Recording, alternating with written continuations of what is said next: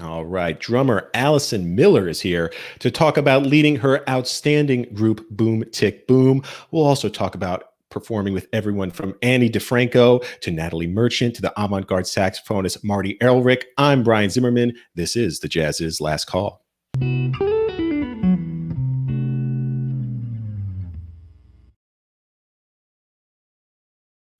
All right. And real quick, before we get started with today's conversation, wanted to let you know about this new album, brand new album from ECM Records. This one is by the Marcin Wasislewski Trio. Marcin is a great pianist, and this one features Joe Lovano. Great atmospheric jazz that at the same time really cutting, really poignant. This album is coming out tomorrow, June 26th. So if you want to check it out, head on over to ecmrecords.com. You can learn more about it and all the other great ECM Records stuff. Wanted to also quickly let you know about our current print issue. That would be our summer 2020 issue. This issue is on sale on newsstands now and has already been mailed to subscribers. Should be in your mailboxes or on your coffee tables. It's all about fusion. The age of fusion is the theme. Got a great cover story on Chick Corea in there. Now, all of the content from this print issue is available as web articles on our website, jazziz.com. You will need a digital subscription to read them, however. And fortunately, we're offering a special subscription rate to Jazz's Last Call viewers for just 99 cents per month for 3 months. You can unlock unlimited digital access to read all of our articles, including the ones in this issue and previous print issues. Plus, come fall, September 2020, we will enroll you to receive our forthcoming print issue, the fall 2020 issue, which is all about the art of the album, listening to albums, collecting albums, producing albums, album cover art. It's a really cool issue. And like I say, you sign up now, you can read the web articles in this print issue and get a print issue yourself come fall. All right. Like I said, my guest today is the fantastic Allison Miller. She is a New York City-based drummer, well known as a band leader for her Jazz Plus group. That's what I call these kind of groups that just play everything. Boom Tick Boom, which just nominated, just won, as a matter of fact, for Mid-Sized Ensemble of the Year from the Jazz Journalists Association. She is an incredibly versatile artist, playing with everyone from Annie DeFranco to the soul jazz organist Dr. Lonnie Smith to avant-garde saxophonist Marty Ehrlich. Her latest album is Parlor Game with the violinist Jenny Scheinman. It is out right now. Hey, it's Last Call. Let's go one more round with Allison Miller. Allison, are you there? I am there. Hello. Hey. Hello to you. Thank you for being here, for chatting with us on the Last Call. Times are crazy, and appreciate you stopping by and chatting with us. Yeah. As you got the booch ready to go. My favorite. There is alcohol in that, so hey, be careful now. First thing we do on this show, as our viewers know, is a toast to someone, something, some place, some idea. So Allison, who, what, where, when, why are we honoring with this cocktail and that delicious bottle of booch? Well, I think I would like to cheers to the concept of resistance and change. And I'd like to cheers to all the people out there who are marching and protesting for change. Cheers to them. For sure. They are brave. So absolutely. Yes. Cheers to them. Yes. Cheers. All right. So Allison, first question I always like to ask guests is just, how are you hanging in there? How are you coping?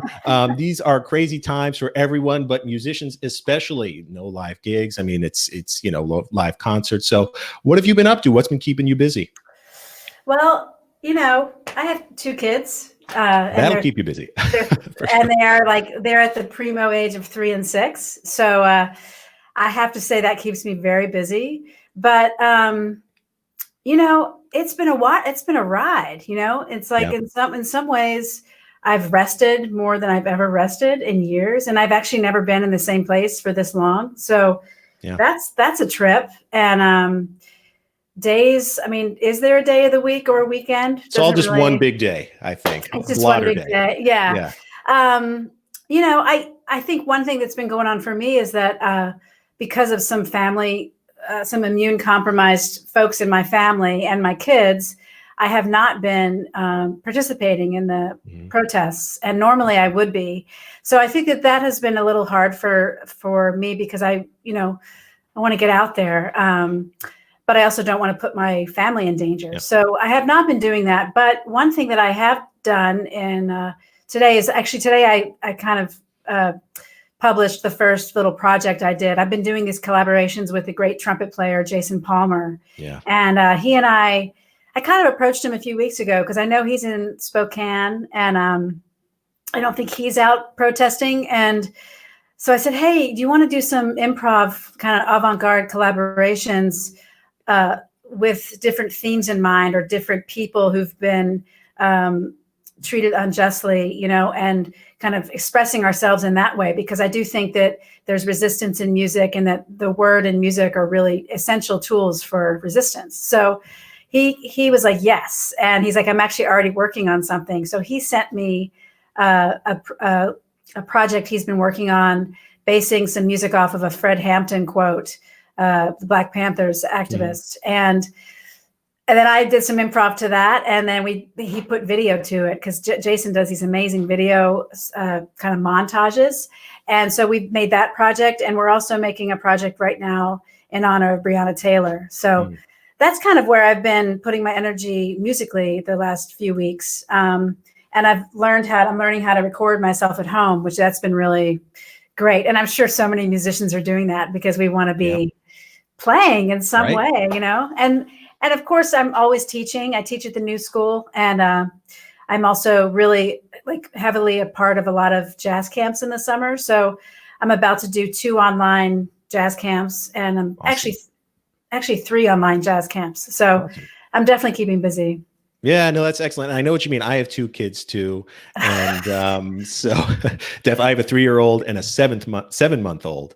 And they both require attention for different reasons, you know. So I don't know how I get any work done. You're more in the trenches than I am. Yeah, but I'm headed your direction. It's like the same. It was 3 years apart. So I'll call you up for some notes later. But it has been tough, and it makes you admire the people that are out there putting it on the line, you know, protesting. So it's so great to hear from artists who are contributing in their own way, you know, through the music you've been writing and producing in collaboration with Jason. So that's awesome. Yeah. You know, I kind of want to start at the beginning for you, because as I mentioned, you're so versatile. You've played with everybody, every genre. You can lay it down, every groove. I want to take it back to, you grew up in Washington, D.C., right? Mm-hmm. So I want to take it back to little Allison in her room, behind the kit, learning to play, eyes closed. Where was kind of like your fantasy stage? You picture yourself. Was it in the arena? Was it the Village Vanguard? Was it, you know, coffee shop, folk house? Where was it? Where did you kind of see yourself back then? Or was it everywhere? Did you just want to play? You know, it's funny. Like as a kid, I don't think I ever thought of the future about like Little Allie. That's what Dr. Lonnie Smith calls me, by the way, Little Allie. Little Allie, right on. Like Little Allie didn't really think about that. Like I just loved the drums. Like I say that I am like true nerd of the drums, and I loved everything about them. I had a little snare, you know, a little Ludwig acrolite snare that I kept in a case, and I would carry to school with me with my little patrol belt. Oh, you were safety patrol, right on. Of course. Hey now, I was too. I was just into it. You know, I loved my sticks. I would write. I had this little boyfriend named David, David Hedeman, and he and I were, this is like 4th grade or 5th grade. And I would write snare duets and we would play them. Nice. Those were like, that's what we did when we hung out. I know. And, you know, I didn't think about that. I mean, I was obsessed with certain artists. I was really obsessed with Prince when I was a kid. Still am. And the first song I ever learned on the drums was a song from his record, Around the World in a Day, a song called Tambourine, not Trampoline. That's a song my kid listens to now. Tambourine. And I remember at the time, I thought it was Sheila E. on the drums. Right, yeah. But it was not Sheila E. It was Prince playing drums. So I guess the first song I ever learned on the drums was Prince. Well, that's cool. Yeah, that's a hell of a place to start. Who were some, and I know what you mean by the kids, you know, you want to just be listening to like Art Blakey or Marvin Gaye all day, but you got to give the kids, so, you know, Frozen 2 soundtrack is on half the time and Moana. It's like, you got to be, you know, Allison, but at the same time, you got to slip in, you know, they need some JJ Johnson, they need some Freddie. So I try to work it in. and I'm sure you do too. Yeah, so go ahead. I was gonna say I work in Wayne Shorter. My son, who's 3, he's blessed me because he's super into instrumental jazz. I don't know why, but I mean I know why, but so he loves Wayne Shorter, which is great. Awesome. Yeah, he's like one of the few 3-year-old kids out there digging Wayne Shorter. I was going to just kind of hone in on some of your jazz or drum heroes really back then. People who were in your ears and you kind of knew you maybe wanted to model a sound after. Yeah. I think first and foremost is Tony Williams. He always has been for me. Someone gave me Miles Smiles when I was a kid, and I freaked out, and I had no idea what he was doing, but I did know that it was on an extremely virtuosic level, and I loved the sound of the drums on that record. I mean, these are things that I don't think I consciously thought of when I was a kid, but in hindsight, I hear that now. The sound of those drums are just, it's so gorgeous. It's like you can feel the heat coming off of them, you know, you can hear it. And the way that the band interacts and has a conversation and a dialogue with each other just really blew my mind. So he's kind of number one for me, and especially him in that era from like age 16 to 21 or something, you know, emergency era. Yeah. What do you attribute that to, that sound? Because, you know, again, people watching, I love looking for new ways to listen and things to and I love getting this perspective from musicians. Like if somebody were to play a Tony Williams album and just really listen to that sound, what might they be listening for? And what do you attribute that to? Well, I mean, there's that sound of that generation of Miles records with that quintet that sounded that has to do with Miles and the producer and the way they were recording the music, and the way, you know, back then Tony was playing a smaller kit than he did later with Lifetime. But it's also his clarity. You know, there was something in Tony's playing where there was such clarity and such intention behind everything that he did. And it was experimental and cutting edge, but it was always musical. Like there was never a moment, especially when he was playing with Herbie and Ron and Miles and Wayne, that it didn't feel like there was intention and a reason for why he played what he just played, you know? And, you know, I remember when I studied with Lenny White, I would go to his house. This is like, you know, this is a while ago now. And I would go out to Teaneck to his house, and, a lot of times our lessons would just be us sitting there listening to Tony, and we would listen to records like Herbie's Empyrean Isles and all the Miles records from that era. And we would just kind of talk about why Tony was doing what he was doing. And it was really mind blowing to listen to those records, which I had already listened to hundreds and hundreds of times at that age, with a master like Lenny, who knew Tony and hung and studied with Tony, and who could actually, you know, say, hey, well, if Tony's doing that there, well, then what was Herbie doing? Because, you know, at that age, for me, I was maybe 24, 25, maybe even younger. And I might not have, I wasn't thinking that sophistically about music, I don't think, at that time. I was just like, rah, you know. But, you know, here's Tony Williams at age 18 or 19 playing so musically mature and just playing the perfect antidote to what Herbie just played. You know, it's just so beautiful. I mean, I have to say those records like ESP, Miles Smiles, I could just go on and on. Paranoia what's the record? I'm forgetting the name of it now. Paranoia. Yeah. Paranoia. So many of those records, Nefertiti, they just really formed me as a musician.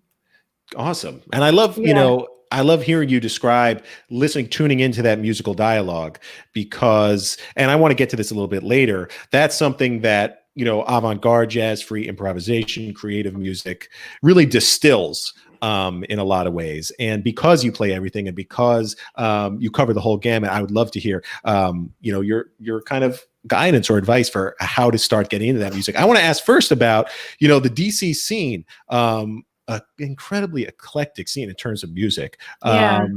great hardcore punk scene. They had the go-go scene. Were you playing a little bit of everything, like as a scene player back then? You know, I wasn't really hip to the hardcore punk scene when I was a kid. I was really just so into jazz, but I was very much into go-go. Yeah. Very much so. Go-go, for people outside of DC, how do you explain go-go? Go-go, oh, it's so specific. Go-go, like the go-go swing. It's like, to me, it's kind of the mother of early hip hop, in a way, you know, and it's like a very specific beat, and it's called the go-go swing, and it swings. It swings so hard, and like the father of go-go is Chuck Brown, and Chuck Brown would do something where, you know, you would have he could sing My Funny Valentine and over a go-go group, you know, and it was also very you know, it was very much a social music. You know, it was Southeast DC. It was you know, honestly, I grew up right outside of DC in Silver Spring, Maryland.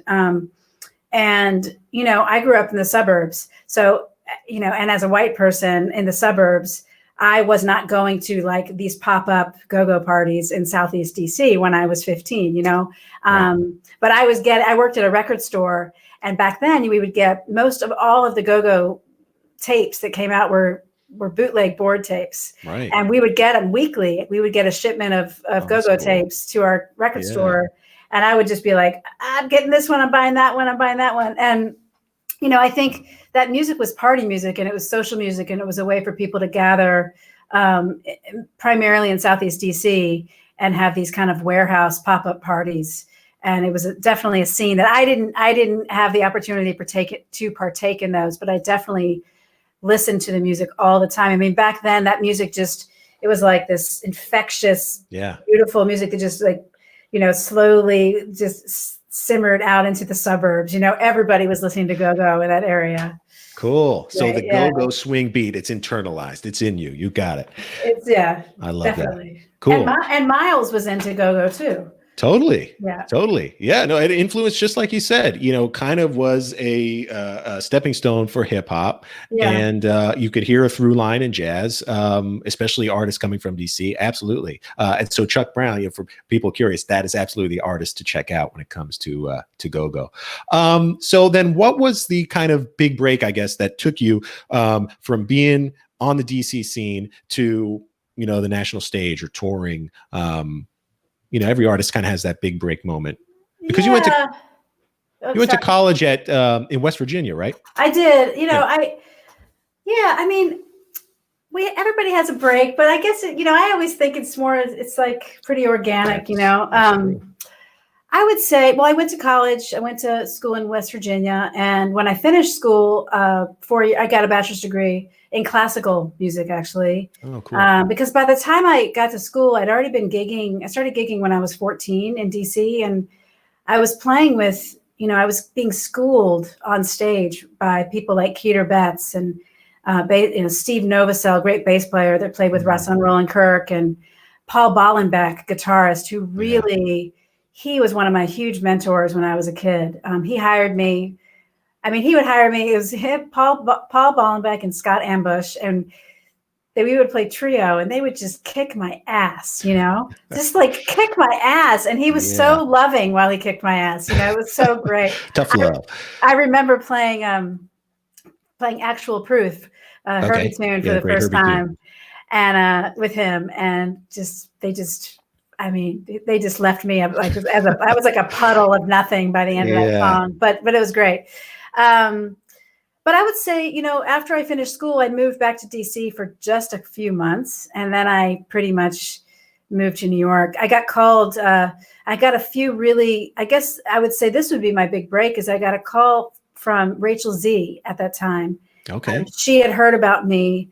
I don't remember where she had heard about me, but she called me and got me kind of going up to New York and playing with her, doing trio concerts with her. And later we made a record, tribute to Wayne Shorter record back in the day as a trio. So she really helped me out. Also, I would say, it's kind of vague. I don't really remember a lot. I just remember that when I started going to New York, I would take the Greyhound bus up from DC. And I remember the first time I went, like I landed in Manhattan. Yeah. I was like, this is the best place on earth. Like I wasn't scared. You had never been before? This is the first time setting foot, getting off the, wow. I mean, That's actually, I will say the first time I ever went, I did drive, but I was too afraid to drive into the city. Nerve-wracking. Yeah. So I remember I parked in New Jersey and I took a ferry over. Wow. But even then I like stepped onto the island and I was like, oh my God, there's jazz everywhere. There are gay people everywhere. I have found my Mecca, and I was just like queer people everywhere and jazz, and art. And I was like, this is it, So for me, I just went right in, and then kind of my career has taken me all over the place because, I really was just strictly playing pretty straight ahead jazz for the first few years. But then I started doing jam sessions with different people more on the downtown scene. And, I think I started, you kind of asked me about avant-garde, and I think that I started being attracted to the downtown avant-garde scene because it felt a little more socially liberal to me. Yeah. And at the time, I was really struggling with my personal life and my music life not mixing, and feeling a little bit of the patriarchy of like this conventional jazz, even though I love the music so much. I was just kind of feeling that, not so into the hang, Right. And so I started getting more drawn to downtown scene. I just found it more open-minded and more kind of, it was like I wasn't even exactly following my musical language. I was following my political language downtown. Right.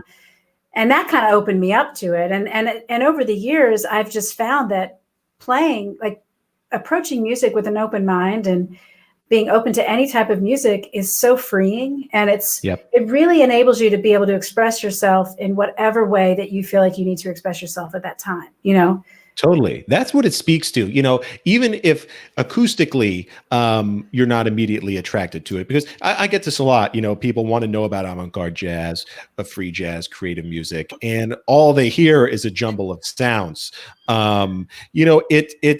It's being able to tap into, just like you said, the ethos of it, underneath it, of collaboration, of conversation, of dialogue, that is, a hugely important step. So sorry, I keep interrupting you. No, that's okay. But also, I think people have this misconception that avant-garde music is like free form. Like there's no structure, there's no foundation to the house, but there's totally foundation to the house, and there is form within free music. And for me, all of my favorite avant-garde drummers actually play with a lot of pocket and form. Ed Blackwell, Andrew Surreal, Milford Graves, like all of these drummers have this root, like Ed Blackwell comes from New Orleans. Like he swings so hard, So I think it has more structure than a lot of people might think. And it's actually extremely freeing to play it. And it really is one of the great expressions of justice and civil rights, Totally. I mean, if you think about these records that were coming out in the early 60s, this was an expression of civil rights. This was an expression of this is our music. This is what we're going to play. We're not going to play what you want us to play. And it was really, really all about resistance. Totally. I mean, if you read the biographies of Ornette Coleman, Cecil Taylor, if you read Black Music by A.B. Spellman, you see literally how this music grew out of the unfair treatment that these musicians were going through, not just on a social level, but within the music community as well. That has kind of, internalized some of those attitudes. So, okay, let's say, you got to get a straight ahead fan. They know all the cool kids are listening to avant-garde jazz. They want to maybe, start listening. Allison Mill, what do you recommend? Like a record they can put on, and maybe some guidance as to what they should listen to, what they could listen to. Okay, I love this question. Not to put you on the spot. No, I love it. I love it. Well, I would say, I actually say this to my students. I would say go with the record that is actually the title that we're talking about. Go with the avant-garde, which is Don Cherry and Coltrane and Ed Blackwell and Percy Heath. that record is so killing. Classic. Yeah. Classic. I mean, and it's not, it's all pocket, you know, it's swinging, but it's harmonic and it's open, you know. I think that's a great start.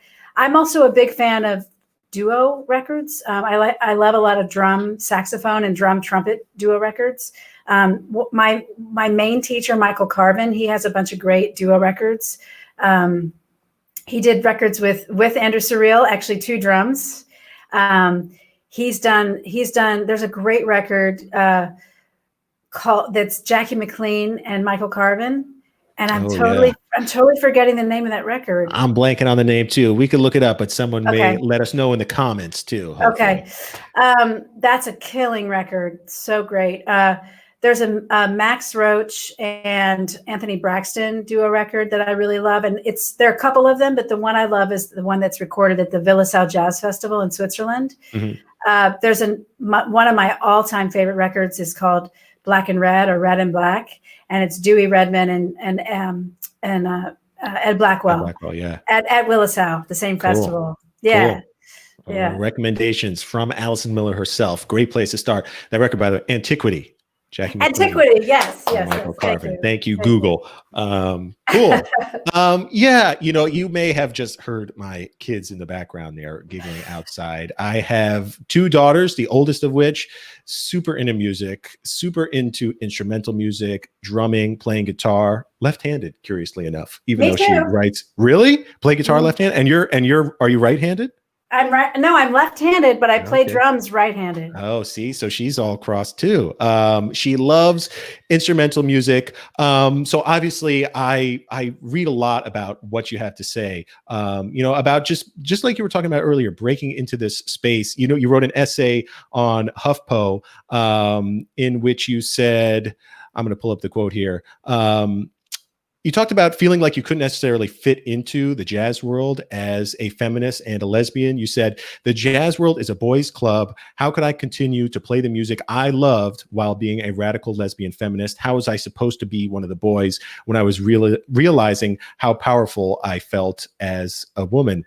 That is an all-important question for jazz, you know, and not just for women, but anybody who doesn't feel necessarily comfortable in that boys' club space. So, you know, as I raise my 2 daughters to love music and to play, you know, instrumental music, I'm sure you've gotten this question before, but, you know, advice for dealing with those feelings as you enter a space like this, which jazz is, and in a lot of ways, society at large is feeling more like a boys' club and, you know, excluding a lot of people who deserve to be there. Yeah.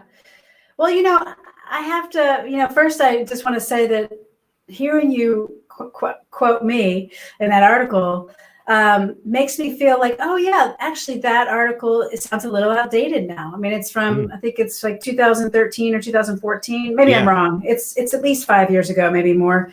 But I do think it's changed. And that's actually makes me feel very hopeful for the younger generation of women. Yeah. I mean, first of all, you know, this is an ongoing conversation.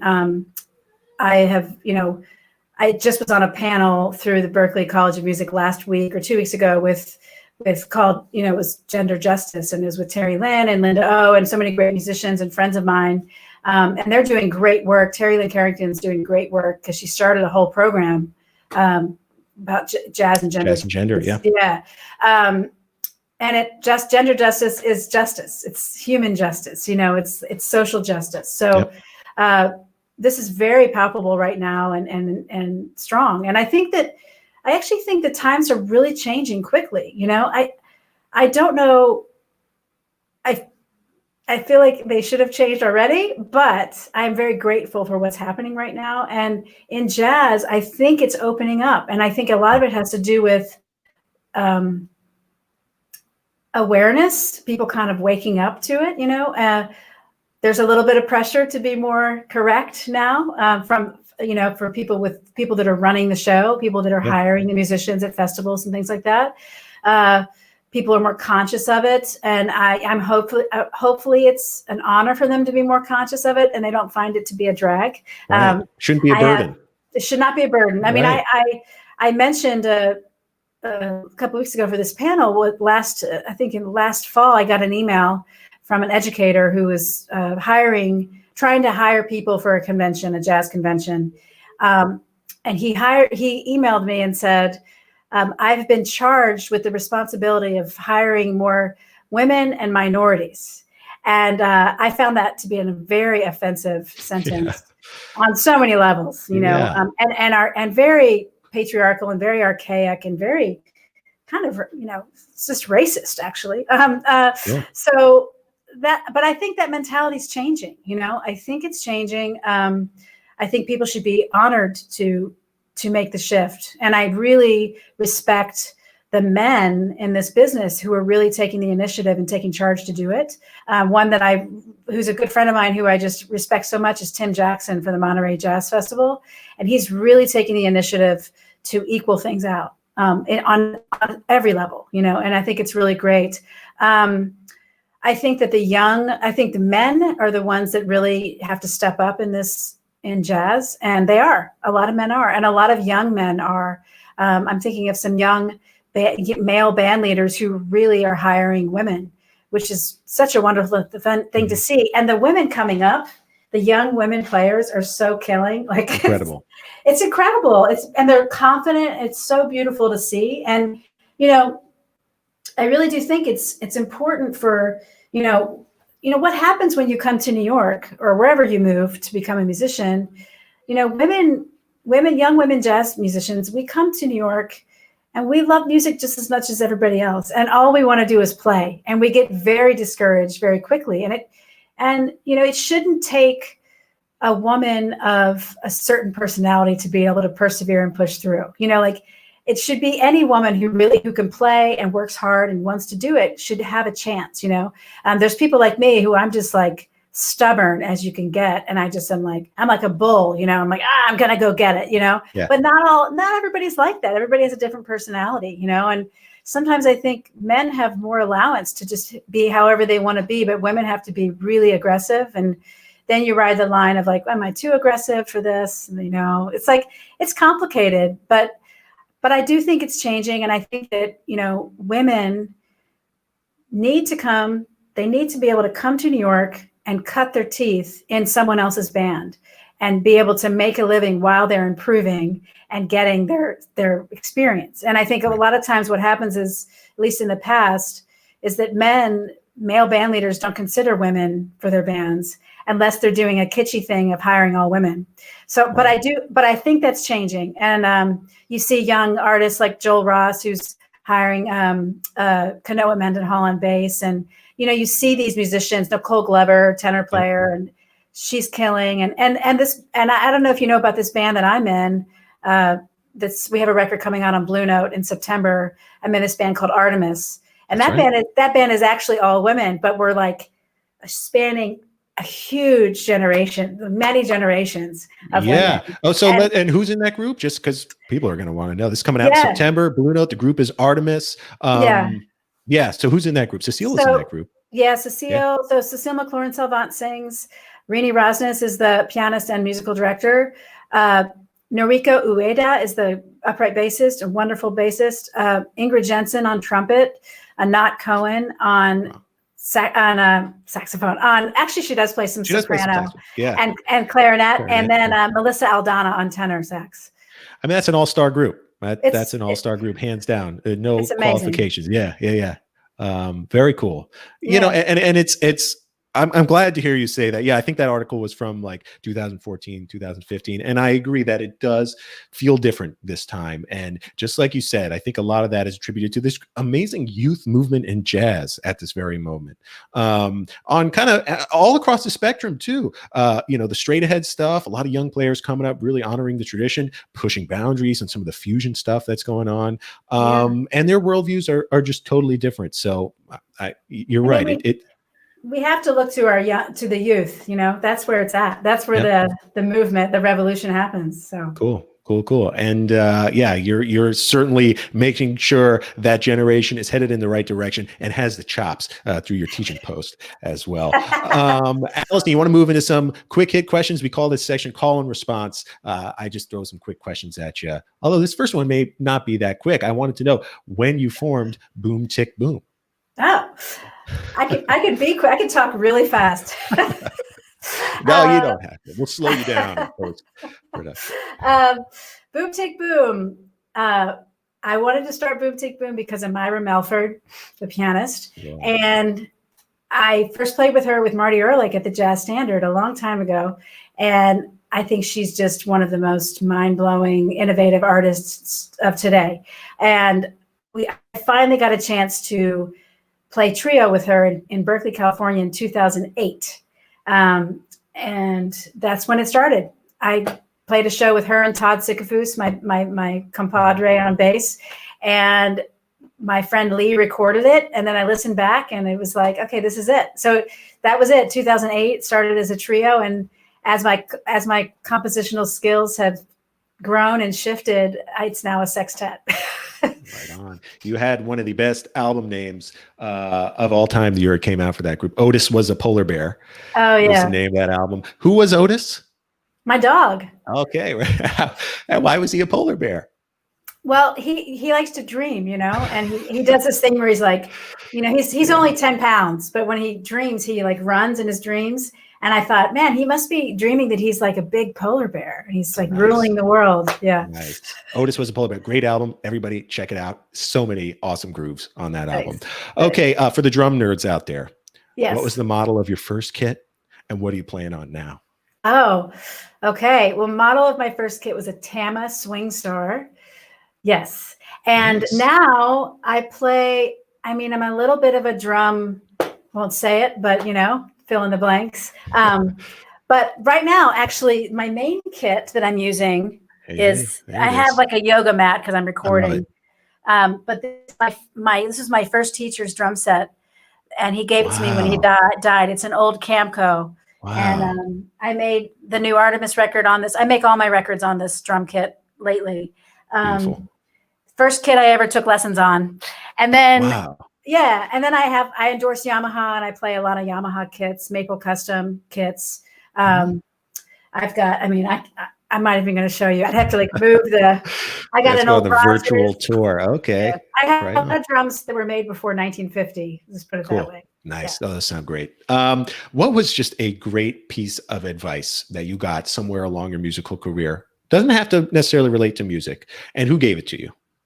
Oh, man. I know. A toughie. Wow. That's a toughie. Ask me again. Just a great piece of advice. A lot of people ask, what's the best piece of advice? That's a tough question. You can't, but just a little nugget somebody gave you and say, that's great. It could be about anything. Yeah. I'm just going to say what just came to mind. The first thing that came to mind for me, the simple phrase of, actually, I have two things. Okay. I want to say two.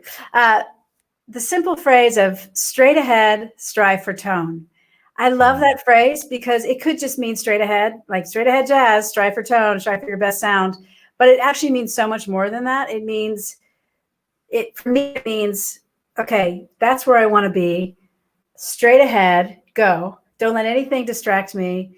And strive for tone, like always strive for speaking your truth, being yourself. That's what that has meant to me. The other one is a Michael Carvin, his like big teaching ism is the only way to become a master is to pass it on. So that's been a very important phrase. Wow. You nailed that question. Absolutely. A twofer. Beautiful. Allison, this has been absolutely great. A real pleasure. If people wanted to follow along, again, what you've got going on, these videos with Jason Palmer, where's the best place for them to do that? You could go to my Instagram. It's Allie Boom Boom. Or you can go to my Facebook. It's Allison Miller, the music page, or my personal page. Those would be the places for those videos. And then, the Artemis record comes out in September. Obviously, we're not on this huge tour we were supposed to be on right now, but we're really proud of that record. We all composed new music for it, and it's a real band, and it's a really beautiful sounding record. So check that out. Awesome. Yeah, we certainly will. Allison, I raise another glass to you. Oh, you've got your kombucha. What flavor you got there, Allison? I have a subscription. I get 12. I get 12 cayenne cleanses every 3 weeks. I love it. I could be drinking those. Cayenne cleanse. That is my jam. It's the that really burns going down so good. Yeah. Shout out to kombucha. Allison, Yeah. this is an absolute pleasure. Thank you so much for talking with us today. Really appreciate it. Thank you. Thank you. I'll see you backstage. Okay. So long, Allison. Bye. Bye-bye. Wow. Thank you to Allison Miller for chatting with us today on The Last Call. Go check out her latest album, Parlor Games, and then be on the lookout for the new album by Artemis when that drops in September. While you're at it, check out our special subscription rate, like I mentioned, on Jazziz.com, 99 cents for 3 months. I think you're really going to dig it. That has been The Last Call. I am your host, Brian Zimmerman. I'm closing this bar down. You don't have to go home, but you can't stay here. Thanks for joining me, everyone. See you next time.